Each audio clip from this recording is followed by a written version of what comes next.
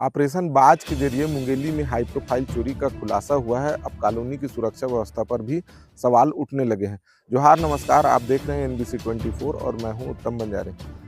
मुख्यमंत्री द्वारा उद्घाटित इंटीग्रेटेड कंट्रोल रूम की निगरानी में मुंगेली पुलिस ने ऑपरेशन बाज के तहत बड़ी कामयाबी हासिल की है। जिला मुख्यालय मुंगेली की सबसे पास कॉलोनी पृथ्वी ग्रीन फेस 1, जहां कलेक्टर बंगला के पीछे ही विधायक सहित जिले के तमाम बड़े अधिकारी, कर्मचारी और व्यवसायी निवास करते हैं, वहां चोरी की वारदात ने पूरे शहर को हिलाकर रख दिया है। चोरी की यह घटना न केवल अपराध की गंभीरता को दर्शाती है, बल्कि कॉलोनी की सुरक्षा व्यवस्थाओं की पोल भी खोलती है। कॉलोनाइजर ने कॉलोनी में प्लॉट बेचते समय कॉलोनी में सुरक्षा व्यवस्था, सीसीटीवी कैमरे, गार्ड, सफाई और स्ट्रीट लाइट जैसे तमाम सुविधाओं का वादा किया था, मगर हकीकत यह है कि आज भी कॉलोनी में की किसी भी गली में न तो स्ट्रीट लाइट है और न ही एक भी कैमरा है और न ही कोई सुरक्षा गार्ड है।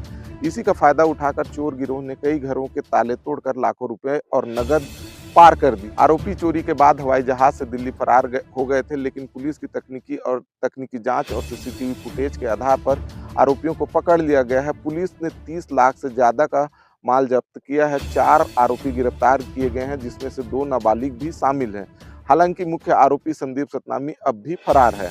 अब सवाल उठ रहे हैं कि जब इतनी संवेदनशील जगह पर सुरक्षा व्यवस्था शून्य है, तो आम जनता कितनी सुरक्षित होगी। कॉलोनी वासी खुद को ठगा महसूस कर रहे हैं। उनका कहना है कि यदि कॉलोनी में वादे के अनुसार कैमरे, लाइट और गार्ड होते तो शायद वारदात रोकी जा सकती थी। कई लोगों ने यह भी कहा है कि यदि ऐसी घटनाएं बार बार होती रही तो यह कॉलोनी रहने लायक नहीं बचेगी। तो शहर में अब जो है एक बड़ा सवाल खड़ा हो गया है कि क्या अब प्रशासन और कॉलोनाइजर जागेंगे या फिर किसी अगली घटना का इंतजार करते रहेंगे। वीडियो में देखिए कि जिले के पुलिस एसपी भोजराम पटेल ने मामले का खुलासा करते हुए क्या कुछ कहा है। हमारे ज़िले की पृथ्वी ग्रीन में 27 जुलाई को चोरी और नकबजनी की घटना घटी थी, जिसमें करीबन करीबन 29 लाख प्लस रुपए, जिसमें कि रकम और कुछ गहने भी शामिल थे, उसकी घटना हुई थी। तुरंत वहाँ पर पुलिस पहुँची और पुलिस के पहुँचने के बाद वहाँ पर देखा कि 4 घर के ताले वहाँ पर 4 घर के ताले और दरवाजे खुले हुए थे। उस जगह पर पहुंचने के बाद हम लोगों को क्लियर हुआ कि चोरी की घटना 4 घरों में हुई है। वहाँ पर एफआईआर होने के बाद में तुरंत पुलिस ने अपना प्लान किया। प्लान करने के बाद में हम लोगों को सबसे पहले सीसीटीवी फुटेज के माध्यम से आरोपी की लगभग पता चला कि 2 लोग वहाँ पर चोरी की घटना किए हैं। इसके बाद हम लोगों की पुलिस ने सबसे पहले हमारे ज़िले में चूँकि मॉडर्न कंट्रोल रूम बना हुआ है, जिसमें अलग-अलग चौक-चौराहे पर सीसीटीवी कैमरे हैं, उनको हम लोगों ने देखा और देखने के बाद वहाँ पर हम लोगों को एक गाड़ी मिली। उसी को हम लोग फॉलो करते-करते सीसीटीवी फुटेज के माध्यम से हम लोग आगे बढ़ते-बढ़ते गए।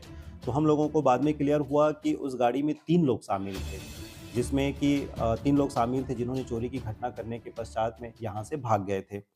बाद में सभी चीज़ों को टेक्निकल एंड सीसीटीवी फुटेज और सभी चीज़ों को देखने के बाद में कहानी इस प्रकार से क्लियर हुआ कि संदीप सतनामी नाम का व्यक्ति, जिसके खिलाफ पहले से अपराध दर्ज है, अपने साथी जो ड्राइवर था सूरज कुर्रे और अपने दूसरे साथी मंजीत के साथ में यहाँ पर आया था और आने के बाद में मंजीत और संदीप ने घटना को अंजाम दिया। चोरी के पैसे, ये सभी चीज़ों को लेकर के वह भागा।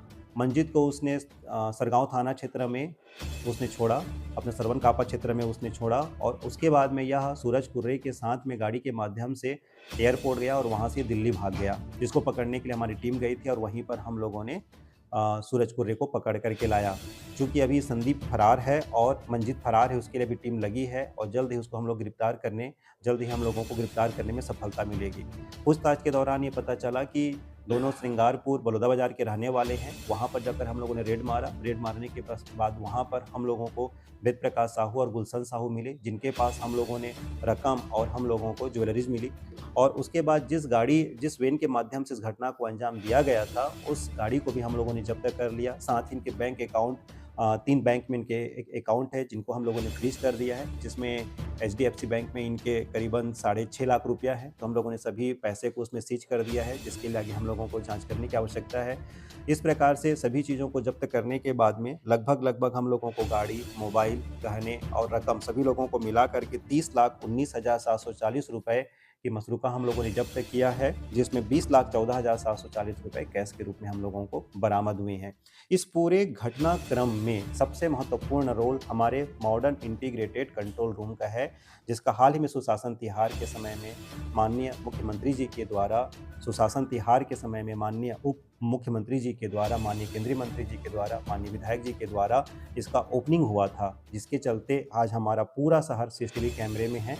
और इस चीज़ में सबसे बड़ी सफलता इसी के कारण हम लोगों को मिला है। बाद में टेक्निकल एंड के लिए हमारा मॉडर्न साइबर थाना ने हम लोगों को सफलता दिलाई यहाँ पर। हमारी कम्युनिटी को ज्वाइन करने के लिए लाइक, शेयर और सब्सक्राइब करें। अपने थॉट्स कमेंट्स में बताएं। आपकी आवाज NBC 24 को सपोर्ट करने के लिए थैंक यू।